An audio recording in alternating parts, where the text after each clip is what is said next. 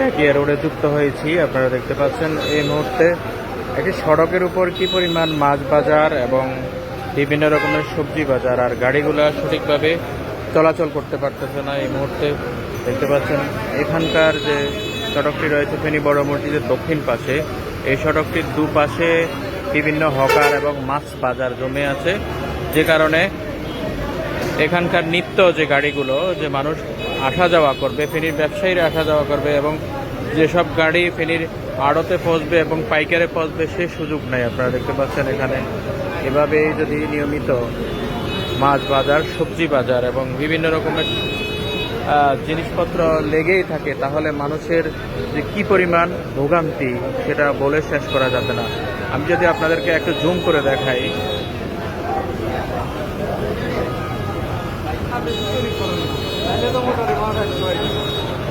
দেখেন কি অবস্থা। সড়কের দুপাশে মোটামুটি এই যে বিচ্ছিন্নভাবে হকার বসে আছে, দেখেন কি অবস্থা।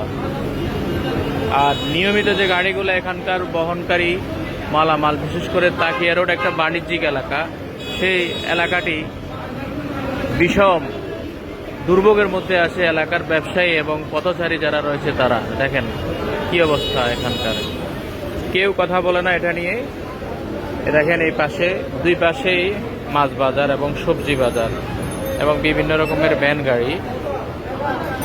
এটা হচ্ছে দোনো পাশে দেখেন মাছের বাজার।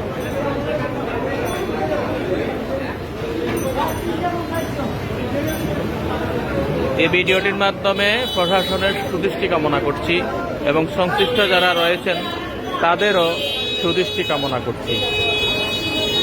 নিয়মিত এখানে ঝগড়া বিবাদ লেগে থাকে এর কারণেই, এইসব কারণেই, এবং মানুষ পথচারীরা বিশেষ হাঁটতে পারে না। আপনারা দেখতে পাচ্ছেন এখানে মোটামুটি বাজার মিলে গেছে।